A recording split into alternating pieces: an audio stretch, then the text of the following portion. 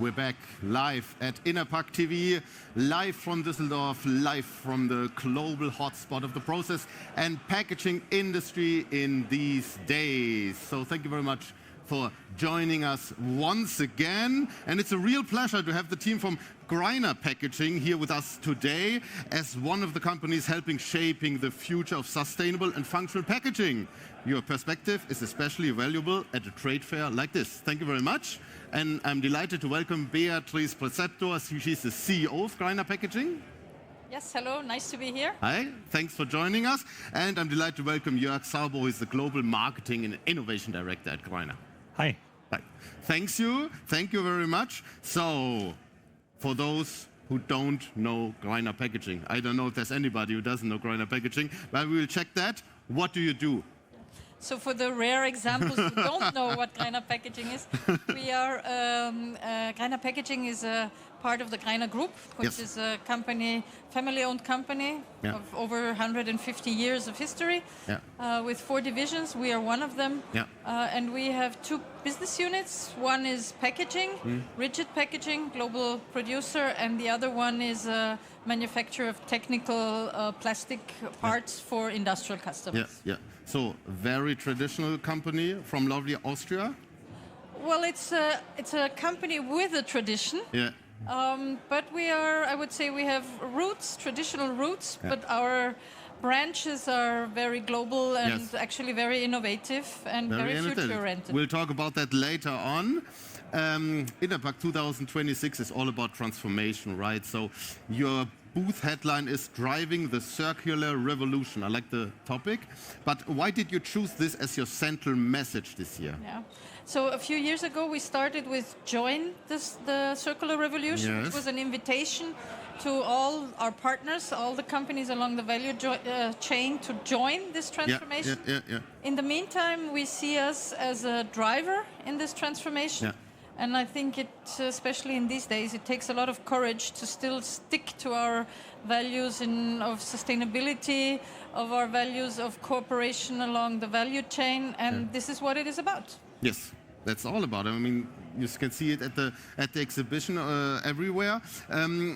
You emphasize that sustainability is a central value for you. But what does that mean for Greiner and Greiner Packaging in concrete terms? Well, it actually means that we have sustainability incorporated in everything what we do. There is be it about the environmental aspect, so that we really make sure that the way we produce limits the impact that we have.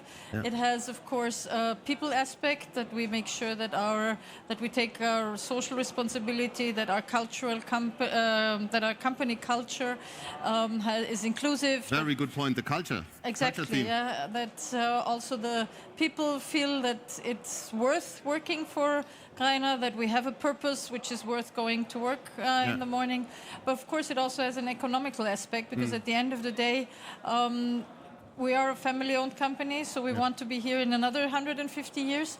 So we need the necessary resilience.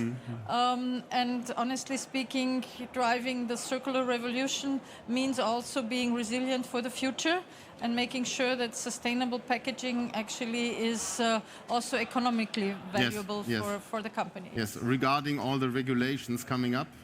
Of course, but I see a chance in this. We are well prepared. Our products are designed for recyclability, and So let's talk about the products, let's talk about the solutions. Let's move from strategy to implementation. You mentioned the products already. What are the key aspects that will be the most important to consider in this transition to circular economy in packaging?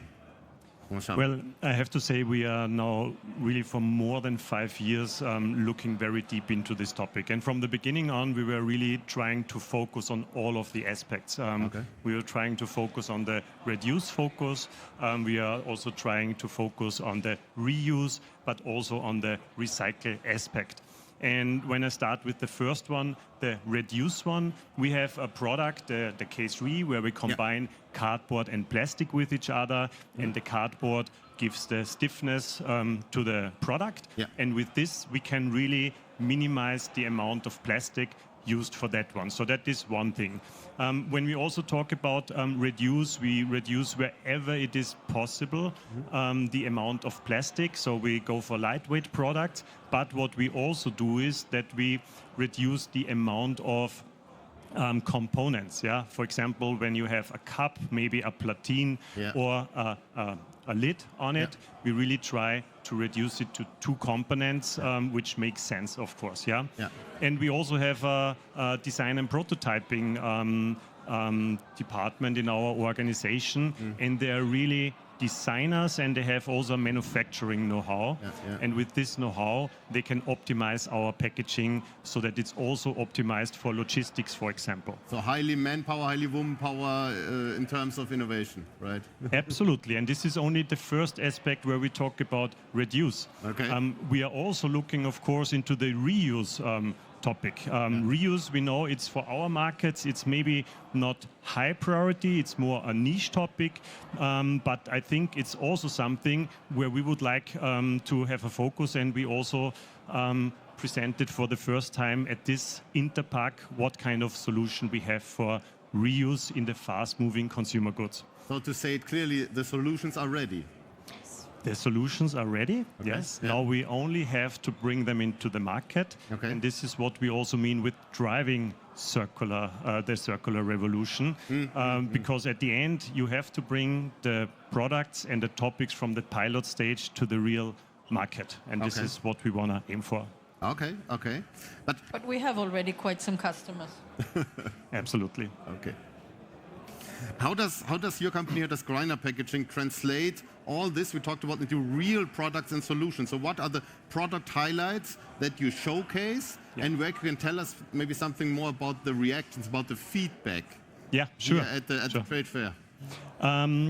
We tried to bring a few examples from our booth where we thought it would be worth to talk about. Yes. And maybe I start with 2 packaging where we are also proud about because they have won the World Star Packaging Award. And the first product I want to mention is the Cubo. The Cubo is exactly what I talked before about. It's a logistic optimized packaging. So just because of working on the shape of the product, we can bring around 15% more cups into the truck. We can also bring more cups into the shelf of the retail, which is especially for the retail important because they have to exchange the product on a frequent level. So that is one thing which is very interesting and I would say new. And it's not the only award-winning solution, right? You have several. We have several, yes. The second one, that is also a very nice solution, and it also has won a World Star Packaging Award, is the click-in sealing lid. And this, when you can hear it, I'm not sure if it was possible to hear it over the microphone, but here we are really targeting that we reduce the components which I have talked before, where we say we have a typical situation where we have a cup, aluminium or PP platine and a lid. Here we try to remove the platine and add a lid on it. And this has a real cool feature because the lid sticks on it, and the lid is also making a noise which signalizes to the consumer the packaging is closed, and I could put it back into a backpack. So that's a really nice solution where we have a lot of interest at the moment in it. And with which product should I continue? Maybe the case re is the topic I mentioned before, where we combine cardboard and plastic. And we have introduced the case re R100 in 2023 for the first time here at the Interpack.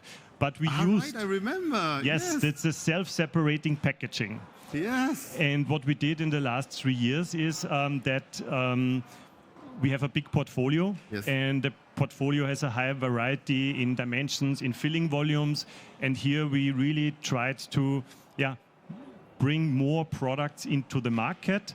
We also get a family certificate from Recyclas, which was very important for us. And we are showing at this show the wider portfolio which we have available. Great.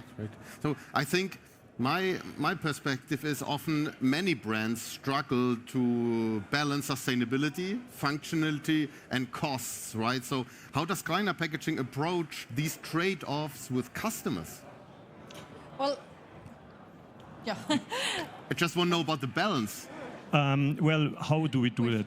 I would say on the one hand side, we know that sometimes it's becoming more expensive, but on the other side, we try to optimize. We optimize using less material. We try to remove maybe another component. And at the end, we also have to look at the total cost of the packaging. Yeah. So when you bring a packaging into the market, it's not only that you have to pay a price for this. Yes. Afterwards, they are also coming a price. And here we need to really talk to our customers, make them aware so that they exactly know when they make the selection for an individual type of a product, what is the impact afterwards in terms of taxes, in terms of EPR schemes, and so on. But I think the awareness is increasing immediately, right? So that customers, they know well that there are regulations coming, that sustainability is the key topic, and the solutions are ready. We talked about it. Yes. Absolutely. And at the end of the day, you need the right packaging for the right application. Yes. It's not only about loving the product, it's also making sure that it's the right fit for the customer. The right fit, right. So you already have some proof of truly a circular packaging, as we see. But if we look ahead now, what still needs to happen across the industry to truly make the circular economy a success? Well, I think we have quite good examples. And at the end of the day, every success story it has as a foundation a collaboration across the value chain.